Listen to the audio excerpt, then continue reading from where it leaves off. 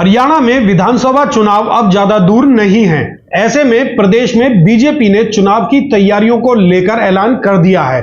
पूर्व सीएम मनोहर लाल ने तो ये घोषणा भी कर दी है कि उनकी टिकट फाइनल हो चुकी है, यानी कि विधानसभा चुनाव लड़ने वाले उम्मीदवारों के बीजेपी ने नाम फाइनल कर लिए हैं।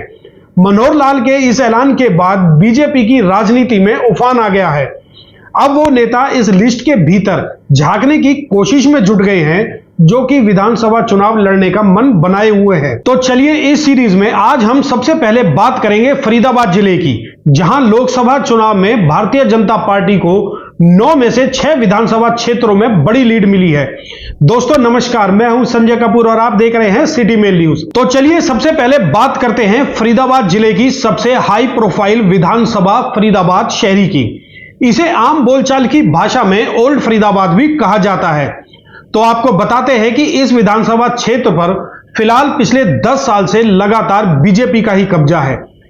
इस सीट को एक तरह से बीजेपी का गढ़ माना जाता है।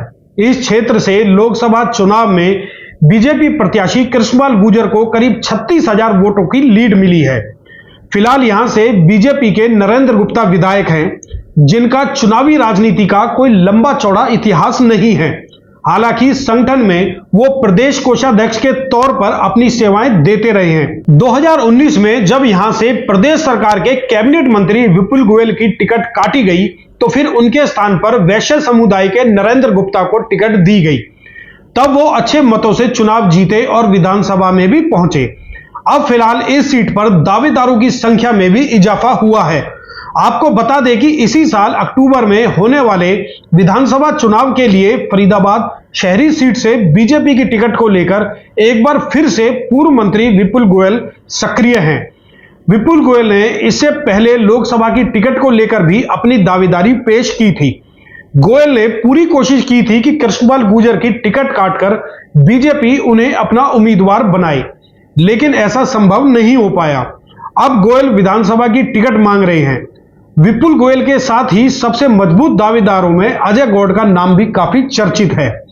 दरअसल अजय गौड़ को सीधे तौर पर पूर्व सीएम और मौजूदा कैबिनेट मंत्री मनोहर लाल का विश्वास पात्र माना जाता है। मनोहर लाल कार्यकाल में अजय गौड़ के पास सीएमओ में राजनीतिक सचिव की महत्वपूर्ण जिम्मेदारी थी। बीजेपी के प्रदेश अध्यक्ष को लेकर भी अजय गौड़ का नाम सबसे अधिक चर्चाओं में है। इसके अलावा मुख्यमंत्री नायब सिंह सैनी से भी उनके मधुर रिश्ते हैं। वहीं मौजूदा सांसद और केंद्रीय मंत्री कृष्णपाल गुर्जर से उनकी जोरदार ट्यूनिंग है। इसके अलावा केंद्र में भी अजय गौड़ के रिश्ते बेहद करीबी माने जाते हैं। ऐसे में अजय गौड़ को लेकर उनके विरोधियों के होश उड़े हुए हैं। वहीं मौजूदा विधायक नरेंद्र गुप्ता एक बार फिर से इसी क्षेत्र को लेकर गंभीर हैं। इन तीनों के अलावा पंजाबी समुदाय से हरियाणा फार्मेसी काउंसिल के चेयरमैन धनेश अदलखा का नाम भी सुर्खियों में है। अदलखा पर सीधे तौर से केंद्रीय मंत्री कृष्णपाल गुर्जर की मेहरबानी रहती है। इसके अलावा भी अदलखा अपने ऊपरी रिश्तों को लेकर हमेशा कॉन्फिडेंस में दिखाई देते हैं। अब इनमें से बीजेपी की संभावित सूची में किस नेता का नाम शामिल किया गया है, ये तो मनोहर लाल ही जाने, लेकिन इस सीट पर टिकट को लेकर फिलहाल घमासान होना तय है।